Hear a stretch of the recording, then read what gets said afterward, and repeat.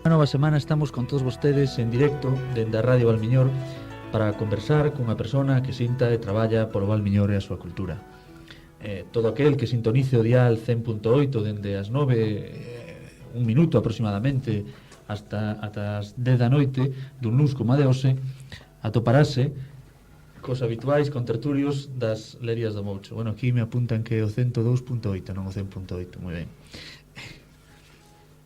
Como decía, cos contertulios habituais das Lerias do Moucho. Bueno, hoxe non somos tan habituais porque, como eu sempre digo que está aquí a miña esquerda, Carlos Meixome, hola Carlos, pois esta vez nada, digolle hola Carlos porque está na cama con gripe. Hoxe quedamos Lino, que sí que está a miña dereita, como tamén é habitual. Hola. Nada, boas noites. E deseamos a Carlos que se llame mellor e que o queremos aquí pronto. Sí. Ainda que hoxe preferimos que este na cama e que non nos contase esa gripe. Sí, pero nos quitaría algún apuro aquí con nosos entrevistadores, Votarémoslo en falta. Bueno, pois nada, que estamos no estudio de Radio Valmiñor no 102.8. O que ocorreu nos anteriores programas, xa levamos 7 programas ou 8, pode ser. A verdade é que, bueno, sexan os que sexan, as Lerias do Moucho comenzan cunha primeira parte desmenuzando a vida, un pouco a relación co millor do noso ou da nosa protagonista.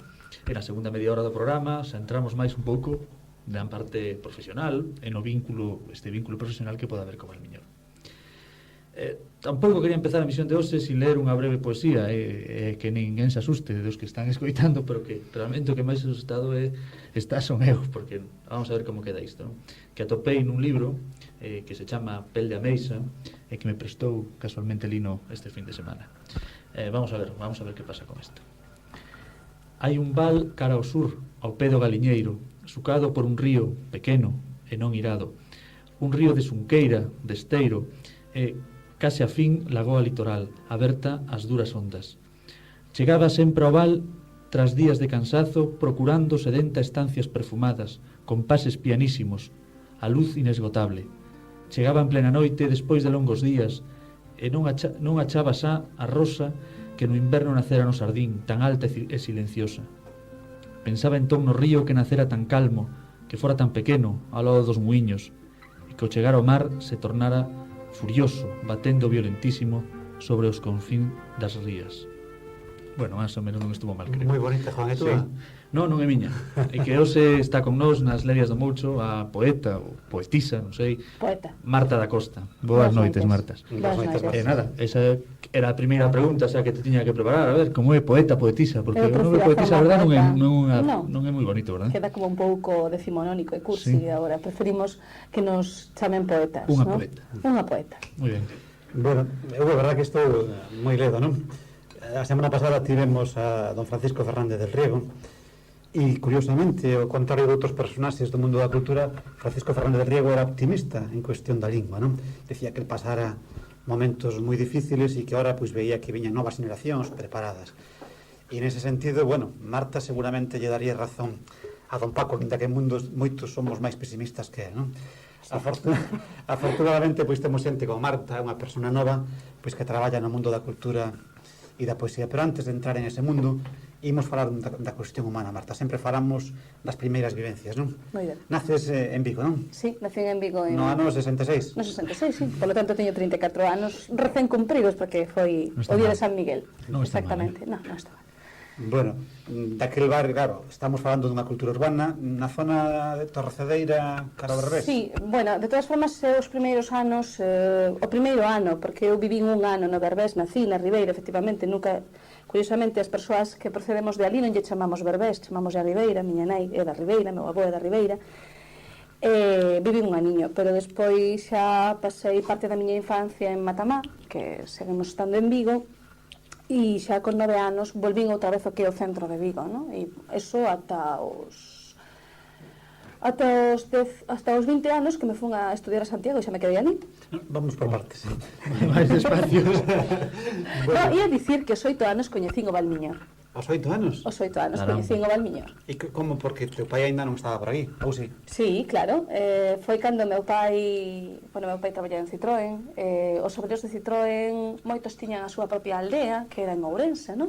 O típico desto cando eres pequeniño, que estás en clase e dices, pois este fin de semana é marzo a aldea, ou a miña avoa da aldea. E eu non tiña aldea, nin a avoa da aldea, porque eu era dali mismo.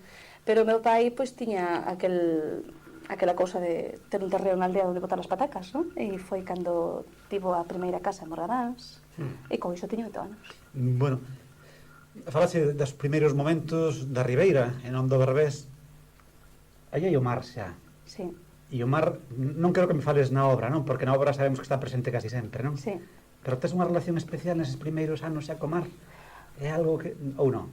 Ou Bueno, algo é que o tiña diante miña, non? É dicir, eu creo que abría os ollos na cociña pola mañá e o que miraba era o mar. Pero é que era... O pai mariñeiro? Non, No. meu pai non, pero a miña avoa traballou na Ribeira toda a vida, o meu avó é mariñeiro, toda a miña familia é Teus mariñeira. bisavós tamén eran de Aldán, non? No, meu... Vamos a ver, É que a miña se bisaboa digo porque procedía te do pregunto. Morrazo, Pregúntocho por o... Porque no libro este Peñameixa pon por Aldán. por Aldán, Na pero Aldán é memoria unha dos- persoa. Aldán é unha persoa pequena, pequeniña, que de ademais, 6 anos. ademais é fillo dela, creo. Sí, Sí, sí. É que eu como lín por Aldán, pero mis por Aldán. bisavós... Bueno, pero se queres despois explico por que Sí, se que está veña. dedicado a Aldán. Veña. E falábamos entón... Estábamos falando da Ribeira, non do mar, porque despois na obra vai Sí. aparecer, non? Pero seguramente, bueno, eu da miña infancia hai cousas que nunca se me esquecerán, viaxes a beira do río, pelexas con navallas destas de pequenas, pero son vivencias de río, non? Digo, se tú neses anos que falabas dos 8 anos, Sí. xa tiñas unha, decías, me estabas comentando a familia, A miña moi ben familia, fillada co mar. toda, é dicir, pola parte da miña nai, toda a miña familia viviu sempre do mar, con distintos empregos, pero mulleres e homes, é dicir, ademais eu procedo dunha familia en que as mulleres eran mulleres que traballaban incluso ás veces máis cos homes, non? Non pola parte de meu pai, aínda que meu pai acabou sendo mariñeiro tamén. Bueno, ligado ao mar, claro que eu sempre tive o mar diante, sempre vin o mar, e para min os mellores recordos son as saídas á praia, non? As viaxes á praia. Mira, acabas de decir, bueno, primeiro comentaste que teu pai traballaba en Citroën. Sí. E agora introduciche que teu pai chegou a ser mariñeiro. Como? Claro, porque ti sabes que houve unha época en Citroën que despedían a xente pola vía rápida. E o meu pai é un deses casos, foi unha das persoas que intentaron represaliala. En que ano estamos? 72? Estamos falando do ano bueno, no 72, participou evidentemente dos Das movimentos. movidas, digo, obreiros. Eu recordo, teño unha vivencia dese ano. Bueno, é unha vivencia extraña, é un flash da memoria, 6 anos, non? 7 anos. Pois sí, 6 anos. 6 anos, eu compro anos en setembro, pois con 5 en realidade, 5 non? anos. E eu non sei se eu era consciente do que estaba sucedendo ou non, pero tiña que selo, é dicir, bueno, pois meu pai participou na folga, eu teño ese recordo que me conta a miña nai, que acabou coas galiñas do galiñeiro, porque é que xa non había nada que comer, meu pai non estaba cobrando un duro, e entón ala se iba ao capital, non? O capital que non era ningún, por certo. Bueno, entendo perfectamente porque... Pero teño o flash de entrar en clase e ver a data e fixarme no ano que era, 1972. É algo inexplicable, non Sí, podo sí. explicalo, é como un soño, como unha vivencia real, pero teño ese flash, non? Pero bueno, estou falando tamén do ano 82, cando non nos despedían, pero sí lles daba un incentivo económico para que se marcharan. Porque era cando era a represión sindical, é dicir, se Sí, intentou bueno. que todo o mundo se convertise ao sindicato. O mundo sindical en Citroën é terrible, non? É Sí. realmente un caso sociolóxico para estudiar. Claro, Volvemos á infancia. volvemos a infancia. Comentache de pasada tamén Matamá. Matamá. Sí. Que pasa? Chegas a Matamá, vas a estudiar a Matamá, Est- cambia a familia Sí. de domicilio. Cambiou a familia de domicilio, claro, esos primeiros anos en que as parellas pois o teñen máis difícil, viven cos avós, vivían a casa dos meus avós. Pero despois xa meus pais finalmente conseguiron construirse a súa propia vivenda e vivín, pois eso, ata os 8 anos en Matamá, e iba ali á escola. Hasta os 8 poucos anos, entón. 8 recén cumpridos. Despois creo que nos marchamos, pois, con 8 anos, cando cumpría 9, pois eso ten que ser o ano... Non sou capaz de contar a Bueno, conta tan igual. rápido, pero cando iba a cumprir 9 anos. E marchaches de Matamá? Sí, volvemos ao centro de Vigo, nos viñemos ao centro de Vigo, sí. Bueno, e entre tanto cambio Sí. de domicilio, conseguitse botar raíces de amistades profundas? No. Estabilidade suficiente. Ou eras unha nena No, foi unha que nena... tivese que ir cara adentro? Foi unha nena solitaria, retraída, eu ademais teño un carácter moi cambiante nese sentido, é dicir que por un lado parece que son super retraída, e por outro lado parece todo o contrario, crees que demasiado extrovertida, non? Tivo Pero algo que ver na iso, infancia, esa infancia, ese de cambiar de domicilio, tería algo que ver un pouco en... no. Crees que non? Era Que eu era así. Era eu así. que o dices así cunha Son categóricamente, persoa, non? sí, tiña moi poucas amigas e, bueno, era o meu carácter, non? Era Ahora, unha nena verdadeiramente retraída. das a sensación de ser unha persona extremadamente extrovertida. Claro, Sí. eu xa o advirto. Pero creo que tamén iso resultaba das É dicir, pasas tantos anos sendo retraído, eres tan retraído que ao final pois acabas reaccionando contra esa... Ou aprendes a non ser retraído tamén, non? Porque eu creo que aprendí a non ser. Sin fusir do ámbito da infancia. Tes xa lembranzas de nena Leona, nena que leía moito? Sí. O de Leona sonaba un pouco raro. Sí, No, porque sí. os que traballamos no mundo do ensino utilizamos o de moitos leones como unha forma simpática para dicir os rapaces, non? Sí, porque cando nos cambiamos de Matamá ao centro de Vigo e finalmente xa estábamos na nova casa de Torrecedeira, volvín outra vez ao mesmo sitio, non? Porque salín da Ribeira, en Torrecedeira, para volver a Torrecedeira. E, bueno, pois eu teño así un carácter moi particular e intentei facer os meus amigos, pero non foi posible que os fixera, non? Non entablei boa relación porque non me gustaba o rollo que tiñan, para ser claros, non? Bueno, tomei no a mal. Total que me encerrei na casa, pero me encerrei na casa e ao mesmo tempo que me encerraba descubrín que meu pai tiña uns libros guardados e envoltos en papel de estraza de cor azul roídos dos ratos. Por alguna razón especial ou porque estaban... Porque os tiña almacenados nunhas caixas e os tiña así, o sea, eso, Ali forrados de estaban, papel ¿no? de estraza. Estaban ali. El léraos. E cando vou abrir os libros, empecé a ler. Non lles din valor hasta moitos anos máis tarde, porque eu estaba lendo Cousas da vida e estaba lendo Cantares gallegos. Moi ben. Con 10 anos, Pois, non sei se entendía isto- algo, no, pero creo que debía entender algo. E estos libros que atopache que eran? Que tipo de libros eran? Pois eran estas primeiras edicións de Galaxia, dos anos 50-60, decir, casi nada, non? Que os Que conservarás? os conservo, o meu pai, ademais, non me permite sacarllos da casa, e algún que conseguir sacar, pois o teño por aí agochadiño, e Pero porque seguro sodes que, fan. seguro que o intentas Sacalos. frecuentemente sacarllos da casa. Sei onde están, para cando ellos poida sacar. Os teño localizados. Bueno, A mí me gustaría antes de nada, Sí. porque seguramente vamos a dar un salto xa, ¿no? De uns No. cantos anos, Bueno, pequeno. Que me volveras a contar un pouco hai máis en que tes máis un pouco máis profundamente do que pasaba en Vigo no ano 72, tiñas 5 anos, así que non hai nada. Pero a mellor de recordos que despois No, cousas que te contaron, no. se teu pai estaba metido un pouco no... Sí, meu pai me conta algunha cousa, é dicir, pois, é que ademais na miña familia se viviu dunha maneira particular, porque, bueno, meu pai participaba, bueno, anécdotas pequeniñas, que chegaba a casa sin os zapatos, porque de tanto correr e saltar tapias, pois, chegaba o momento que ata perdía os zapatos, porque había que escapar dos grises, non? Sí, os grises. Claro, e de que había reunións clandestinas pola noite en Peinador, bueno, hai un poema. A ver, Hai un veña, poema, pero onde? agora non sei onde está, non?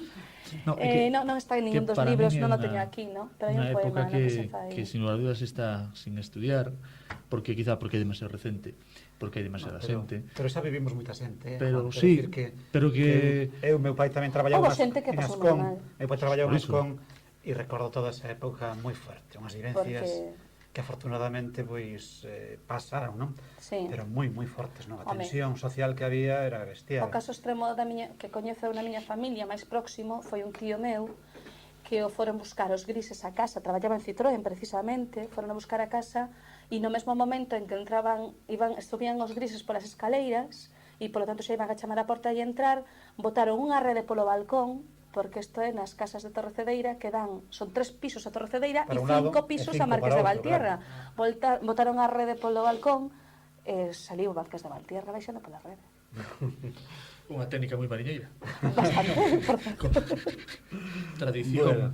Bueno, da neniña pasamos a moza. Esa facemos o secundario no Instituto Femenino. Femenino, sí. Que deixou de ser femenino o ano en que entrei eu, afortunadamente. E non por min, Non tiveche cuidado, nada que- non tuve nada que nada ver que niso. ver, Non, non. Pero te gustaría ter algo que ver. Non estaría mal se tuvera. me da igual, con tal de que non fora femenino, tanto me tan que fora por causa miña ou non, que non foi por Ainda causa siguen miña. chamando de evidentemente. moita xente o Instituto Sí, Femenino. Por suposto, coñecido claro. como femenino. E do paso por ese instituto, quizá aparezca xa algún profesor desos de que deixan Sí, pegada. algo, sí. O de latín. O de latín, Conta. porque sabes ti que era o profesor de latín, era o Tero, Bueno, sí. aquí nas ferias do Mocho Sí. Investigando, sempre facedes sorprendemos periodismo, os invitados coas novas fontes de información. Facedes periodismo de investigación, moi ben. O de latín por unha razón, non, o sea, sí, por algo especial tamén, non? Quen era? Era Otero, Otero, sempre lle chamei Otero e non recordo o seu nome. Sigue sendo profesor de latín, creo que agora está na zona da Guía ou algo así. é unha persoa que colaborou na traducción dos clásicos ao galego. E, pois, en terceiro, foi o punto culminante do meu retraimento, non? Sí, Pero o baixón, pasou fases. baixón ou subida? Sí, baixón total, é dicir, tiña dúas amigas en toda a clase, falaba con dúas persoas en toda a clase e prácticamente non falaba co resto. O sea, non me levaba co resto. Eu non sei se que os despreciaba ou que, pero me parecía inútil falar con persoas que non entendían cousas que a mí me parecían evidentes, como que había que ter as clases en galego. Unha das causas era esa, E nada, pois que nos montamos a vida pola nosa conta. De tal maneira que chegou, esta é unha anécdota que sucedeu nun momento concreto, chegado o 17 de maio, sempre se facía un concurso de cartéis e de poesía. Bueno, se facían, naquele caso foi un concurso de cartéis. Total, que no las tres, non? Eu e dúas amigas miñas, en contra do que era a norma xeral, porque cada clase se facía o seu propio cartel. Bueno, pois toda a clase fixo un cartel pequeniño, que era un tren, vamos a América, non sei que, e nos fixemos un cartelón que non cabía entre os espacios máis altos, eran os que estaban entre un piso e outro, nos cambios de escaleira. Sí. Bueno, pois ali, enorme, non? Un cartel enorme cun poema que inventara eu para a ocasión. Tal, non? Levamos un premio por o cartel. Pero o que máis recordo, porque claro, foi un punto de precipitarse cara ao fondo moi intenso, non? É dicir, onde eu pois estaba completamente retraída, é dicir, só me relacionaba con dúas persoas, non? E iso era por motivos concretos que este profesor, que era meu titor naquel momento, coñecíaos, non? E me chama a atención que un día facendo un traballo en clase, pois veo a xunta miña e me dice, que curioso, non? E digo, o que? Ese cartel que fixeron os teus compañeros van a América en tren. Como quen dicindo, vaya chorrada de cartel e vaya metedura de pata que acaban de facer, non? E me deu como aquel de decir, bueno, estou só, pero non estou equivocada. Xa. Non? Bueno, Sí, sabía que non estaba equivocada. Xa, pero ter a confianza de que non está humillado, non? Non, e que había quen se daba conta. Collo o fío que dixeche, escribiches a primeira poesía. Non dixeche a primeira, unha poesía feita por ti, inventada. Lembras a primeira poesía? Non.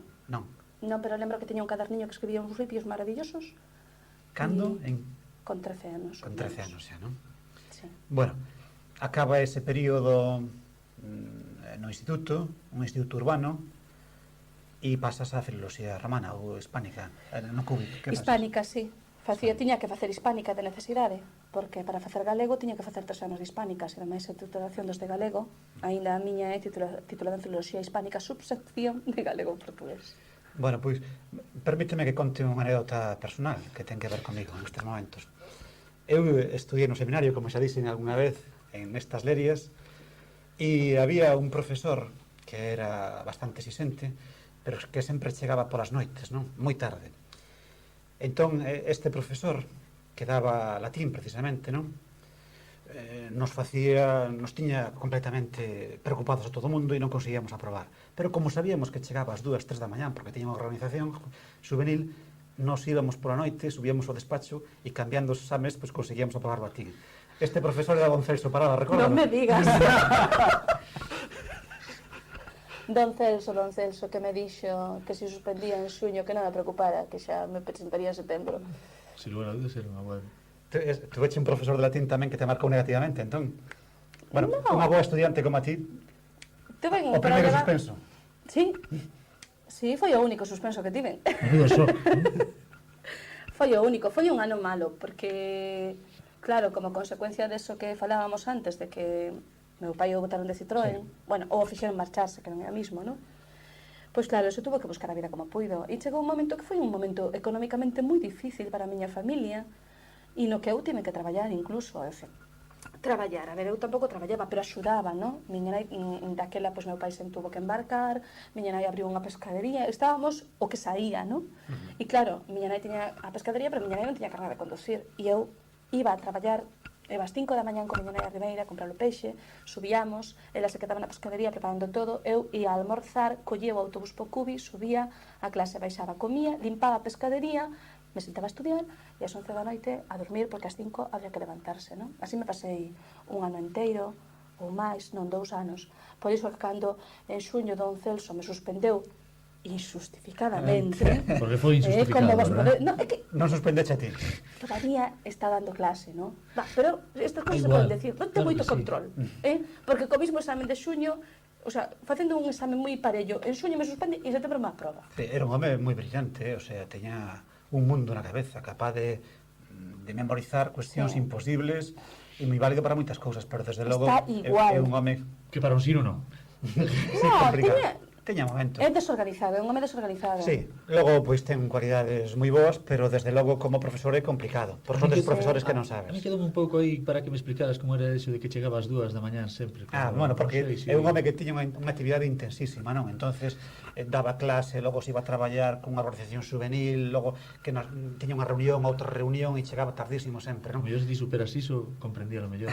Ah, no, iba a Nunca. comprender, estaba falando do meu latín, vamos. Bueno, pero os podíades encontrar elas 2 da mañán, tú ás 5 da Eu mañán. estou falando do 73, Vidas paralelas, ao final. 74 e unha organización moi activa daquera, non? Pero bueno, vamos, o tempo corre máis do previsto, como sempre, e vamos a ver se rematamos coa fase máis que ten que ver coa bibliografía ou coa vida, non? En Cubi, no Cubi rematas a carreira ou polo No, contrario no Cubi solo podía creo que empezar- a sorte de E fixen os 3 anos, e depois me marchei a Santiago, rematei en Santiago, tiña que ser así. e como foi ese cambio de porque saliche da túa casa por primeira vez? Sí, Iso nada, é un saí da cambio miña sempre. casa, me fun a Santiago, E me bueno, na encerrei carreira? noutra casa a estudiar, hasta que acabei a carreira. Eu son moi responsable. Pero entón fai gracia a categoridade tamén de todas as respostas. Mira, ¿no? porque eu sabía- Realmente te encerrache na casa. Claro, eu tiña un obxectivo, desde que tiña uso da razón, o meu obxectivo fundamental era facerme cunha carreira que me permitise ter unha profesión, que me permitise marcharme da miña casa, ter os meus propios ingresos e facer a miña vida. Por lo tanto, cheguei a Santiago e me puxen a estudiar. É que eu sempre que, porque sempre me acordo de sempre estuve en contra de que se fixera o Cubi en Vigo e todo, era un pouco extraño, ¿no? A historia. Porque eu sempre creía que era interesante que a xente se marchara a Santiago e vivira independiente de súa familia mentre estudiaba, porque, bueno, para min personalmente me significou, pois, considero como algo casi vital na miña vida. Entón, por eso, me extraña que digas que foches a Santiago, te encerrache en unha casa Claro, e non pero- viviche en Santiago. Sí, claro, eu vivín en Ah. Santiago. Había manis, pois eu iba ás manis. Pero quero decir, eu non me dediquei, como se dedica moita xente, pois a pasalo ben. O sea, eu fixen o que tiña que facer, exactamente. E unha das cousas que fixen foi estudiar. E aprobaches todo. sin ningún profesor de latín que te... Non había xa profesores de latín. Había algunha profesora de Tamén historia do extraño. español que non quería dar as clases en galego e nos rebotamos con ela. De historia do español. De historia do español. Bueno, pero nosotros íbamos a licenciarnos en filoloxía galega. Ela sabía ben onde estaba dando a clase. Podía dala en galego porque sabía falalo e, polo tanto, lle pedimos que o fixera, pero nos dixo que non podía ser. E, bueno, Que estabas na Plaza de Mazarelos ainda, sí, non? ainda sí. Que tamén é algo que Sí, eu non máis podo interesante ver a desde Facultade logo. Nova, Un me parece lugar horrorosa. simbólico, Que eu precioso. estudiaba historia al lado, Ao lado. vamos, quero decir que éramos claro. do grupo de privilexiados, creo. Sí, sí. Que os demais Unha éramos de preciosa dereitos, zona. de... Sí. Sí, eu tamén estudiei, bueno, na mesma facultade e logo era precioso, non? Sí. Ese ambiente que había. Bueno, comentaste que tes unha vida de retraimento, non? Pero tamén aí entras en contacto con xente nova, con xente da poesía, que forma un colectivo Letras Local. Máis tarde, sí, máis tarde. Letras Máis de Cal tarde. é moi recente, ademais, se Daquela. queres, é dicir, en todo o que ese tempo. Home, si houve xente que a fun coñecendo aí, fun a coñecendo porque eu me metí no grupo de teatro, sempre tuve en esa cadencia polo teatro, xa no instituto me metí no grupo de teatro e na facultade tamén me acabei metendo no grupo de teatro que fixemos o Non Hamlet.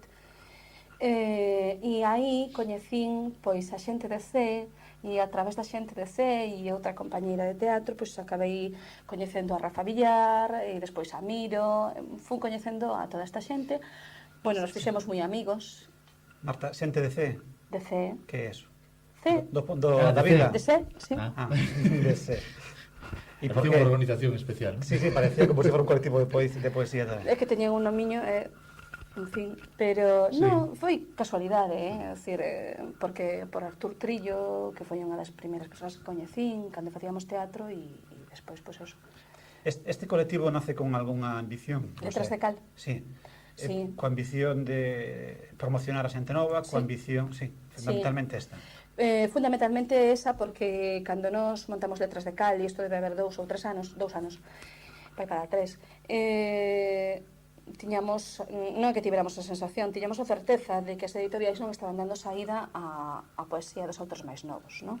E que non é fácil publicar no panorama editorial galego. E entón... Nada, vamos a ter que facer o corte das 9:27 minutos sin antes dedicarlle a próxima canción a Carlos Meixome, que está na súa cama, esperemos que escoitándonos.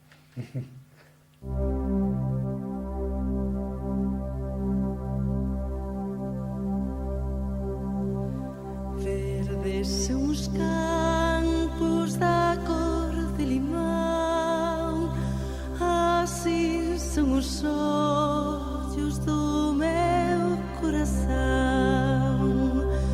Campo que te estendes cobertura bela, ovellas que nela vosso pasto tendes, hierbas vos mantendes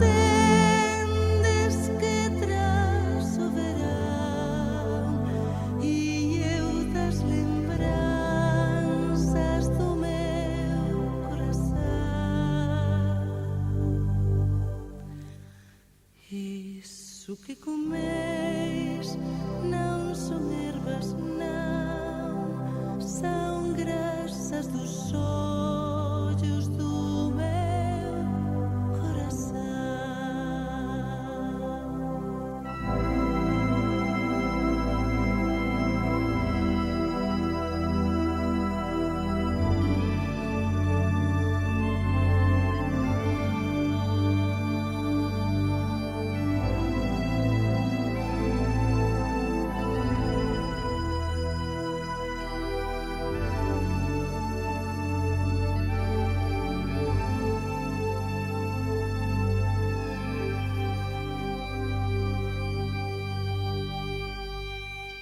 Verdes son os campos da cor de limón, así son os ollos do meu corazón.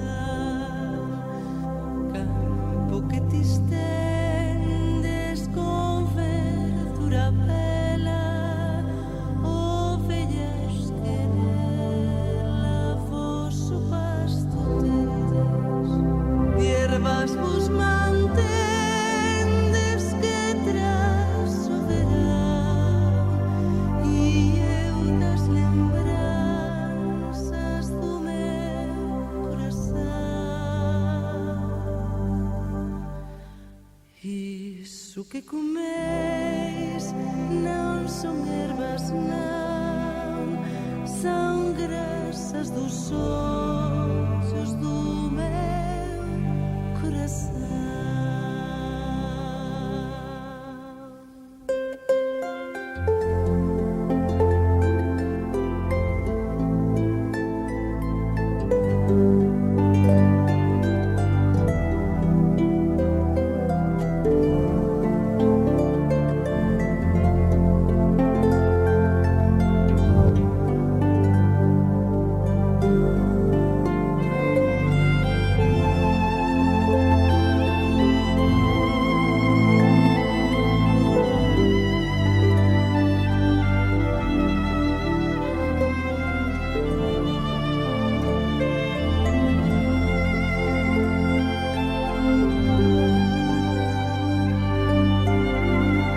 Verdes son os campos da cor de limón,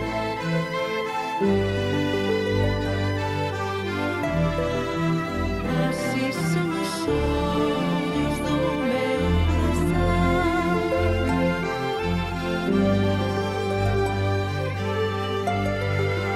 Verdes son os campos da cor de limón,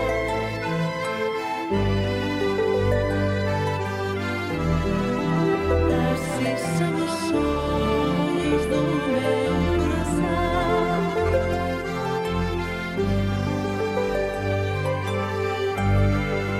Hierbas vos